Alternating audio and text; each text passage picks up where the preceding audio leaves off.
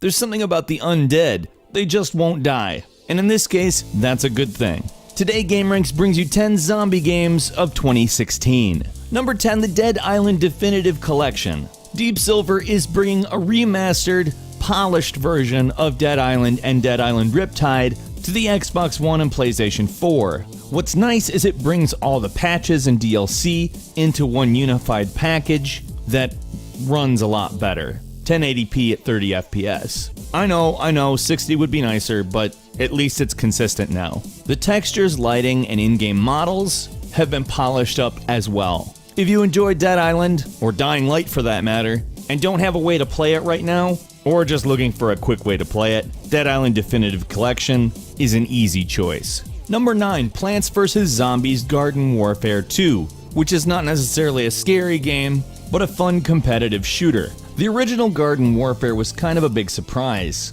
I mean, it's a really goofy looking game that turns out to be really enjoyable. Garden Warfare 2 builds on all of that stuff and gives you a lot more modes for competitive co-op and solo play. For the uninitiated, it's somewhere between Call of Duty and a hero-based shooter like Overwatch, except for before Overwatch, and even has kind of a weird Nintendo quality to it that you don't normally see in games not made by Nintendo. It's a lot of fun and will keep you busy for a very long time. Number 8, Resident Evil 5 HD.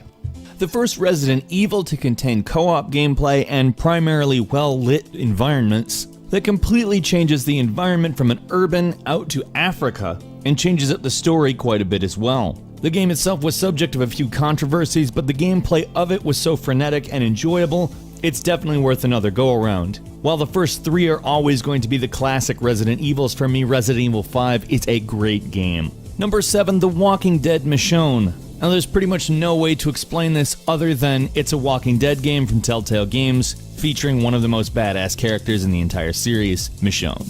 It's a 3-episode game, so it's a little bit shorter than a typical Walking Dead game season, but it's really good. It details a series of events from when Michonne was temporarily separated from Rick Grimes and the other survivors, and maintains the quality of the episodic series prior to it. Number 6 is Killing Floor 2, which doesn't have the most original story of all time. A deadly outbreak from a biotechnology firm spreads across the population, and that's not good, obviously.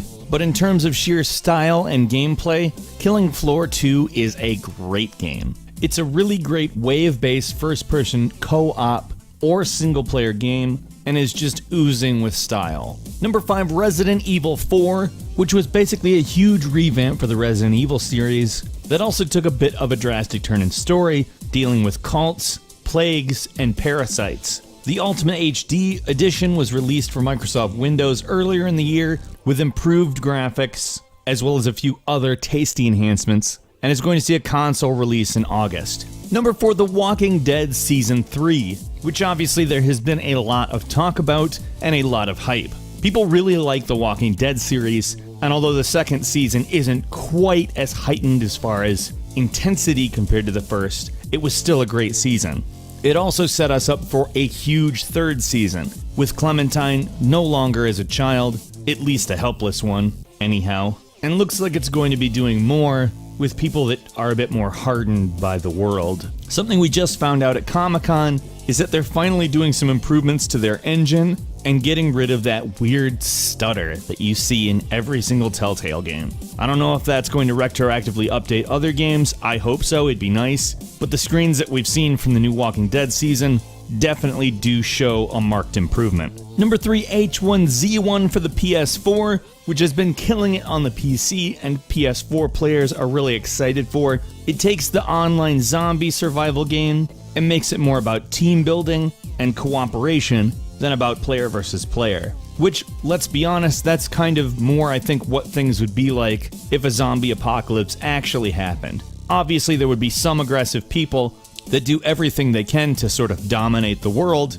but I think most people would generally be pretty happy to see somebody that's not a zombie. It's had some mild problems on the PC version, and they're forking it into 2 separate games, One, the massively multiplayer online version, and the other, a player versus player. But it looks like the PS4 version, being it doesn't have a lot of different hardware to work with, is probably going to be a big step forward in a more consistent package. And considering the game, while not the best looking thing you've ever seen in your entire life, is a really fun game, that's great news. Number 2, Dying Light: The Following, which was a phenomenal update and was actually sort of an expansion, but I kind of regarded it as another game because the feel of it is very different. Where the original Dying Light is much more urban, The Following takes place in a much more rural area. The environments are far more open, and you get a dune buggy to play with, which is, by the way, a lot of fun. It kind of takes the concept, a parkour zombie survival game,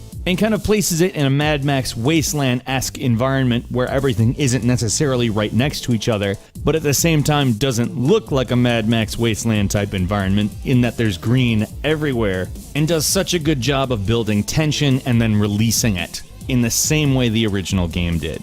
It's also a big graphical improvement, and for whatever reason, the developer just kills it with wilderness settings. And finally, number 1 is Dead Rising 4, the indisputable happiest thing I think we got at E3, at least as far as zombies are concerned. We're finally getting what we asked for every Dead Rising game since the first. It's Frank West in a small town in Colorado dealing with zombies, mainly in a mall. And it does look like the humor has finally made a proper return to the firsts in a way that is not necessarily easy to quantify, in that the humor was very Japanese, while the game was intended to be very Western, but that bizarre weirdness seems to be back, and that's cause for celebration. A few bonus games for you, the first being Dead Island 2, the sequel to really something that, although it didn't really get a whole lot of credit because it had some issues in the beginning, turned out to be great. Overkill's The Walking Dead, which is going to be a first-person shooter. Umbrella Corps, which it may not be the best thing that's ever been made, but